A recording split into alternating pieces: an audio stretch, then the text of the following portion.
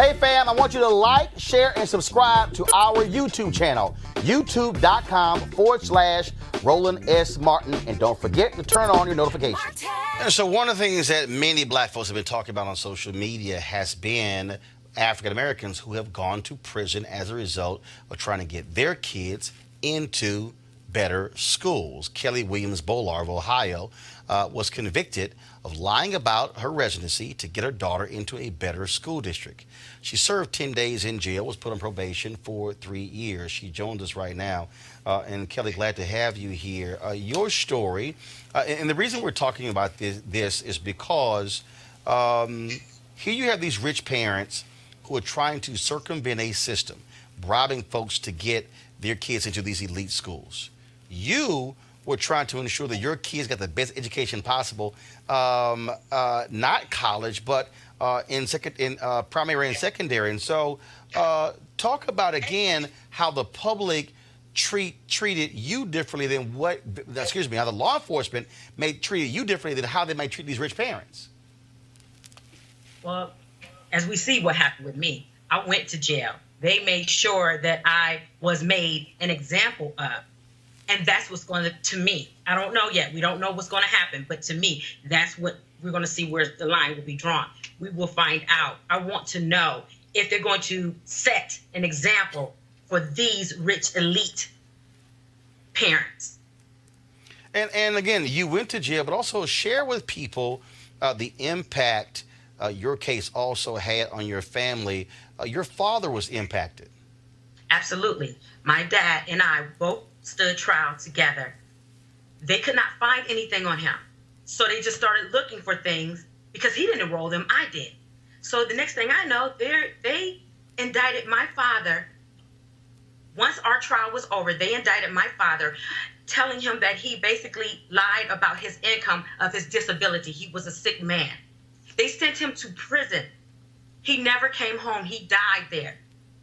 And that is part of my advocacy. I fight all the time. I fight every day for our children and our communities because of my father's plight and his death behind this education whole thing. You have these rich parents, again, some paying upwards of $1.2 million to get their kids in, faking as if they were also athletes, getting them into school in Yale as a soccer player or on the crew or the water polo team at the University of Southern California.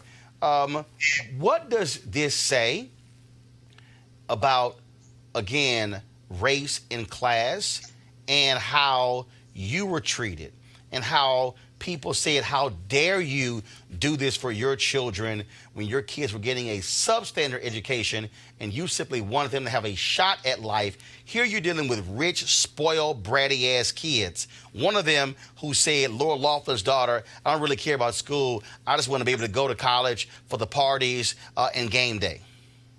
Well, it's all about the socioeconomic background. I'm just a mom, a divorced mom, just trying to make my way. Just living in, at the time I was living in the metropolitan housing after I got my divorce. So yeah, they hammered me down. They treated me as they put venom in my veins. So to prove a point, to set an example for anyone else that wanted to do as I had done.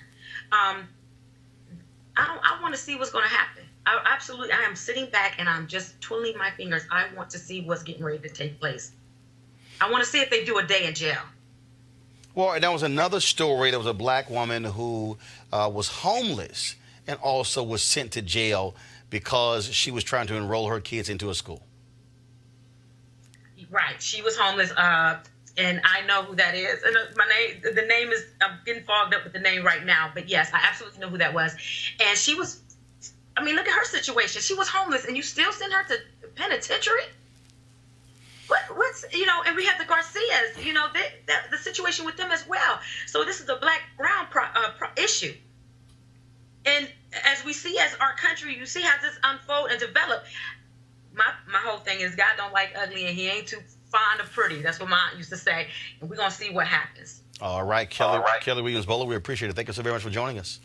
Thank you. I want to go to my panel here. Again, this is for the people out there who don't understand. Look, these kids could have gone other schools. Yeah. But it was this whole deal of, no, we want our child to be in the elite school. Because frankly, these parents want to be able to say, our child is at Yale, or is at USC, or is at UCLA, or Wake Forest, or these type of schools. And here you have black parents out here who have been sentenced to substandard schools, and they're trying to get the best for their kids and are treated like absolute criminals. Now, granted, these folks were arrested, but let's just be honest. They're going to get treated a hell of a lot different than Kelley Williams-Bolar did and some of these other black parents. Oh, no, there's no question. I mean, first of all, this is all about access. These are parents. These are wealthy parents. They can afford to send their kids to the best schools, the best boarding schools, best private schools. They can hire the best tutors. They can do the very best for their children. They want more. They want additional access beyond what they can even purchase for their kids. And what galls me is these children don't even seem grateful. They're oblivious to everything their parents are doing on their behalf. Yet these will probably be the same kids who will turn to you or I and say, well, I got in here based on merit. Well, it's no shock they're not grateful. I mean, because first, look, one of the young girls who was at Georgetown was literally joking with the guy who took the test how they cheated to get in. I mean, look, there's nothing about any of these kids they talked about gratitude if you got to cheat to get in. Well, and this goes to that whole bootstrap argument that we always hear, pull yourself up by your own bootstraps. It's hard when you ain't got boots.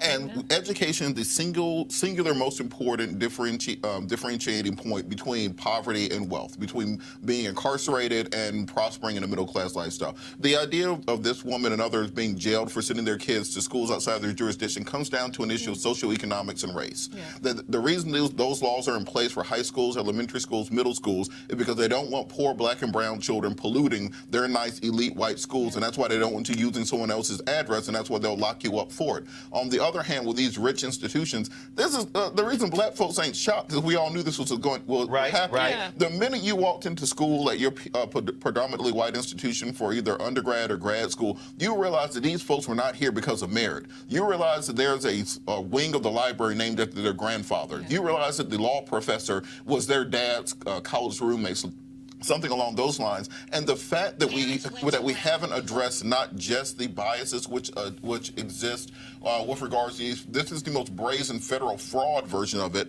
But when we're talking about legacies, when we're talking about people who are part of the same fraternity and sorority, we're talking about people who have the ability to contribute to a charity or contribute to an endowment, and that's what gets them into these schools. We have to address that from a systemic point. And the next time someone makes this argument about affirmative action, and well, what isn't that discriminating against white people because of their race? No, this is exactly what we're talking about. When you have 500 years to build up wealth and now you can pay for your kids to go to the best schools, don't get mad at me because I get 1 extra point in admission. All right, folks, back to our Roland Martin Unfiltered video in just one moment. All right, folks, calling all HBCU alumni, students, and leaders into the Ford Motor Company HBCU Mobility Challenge and win $25,000 for your school.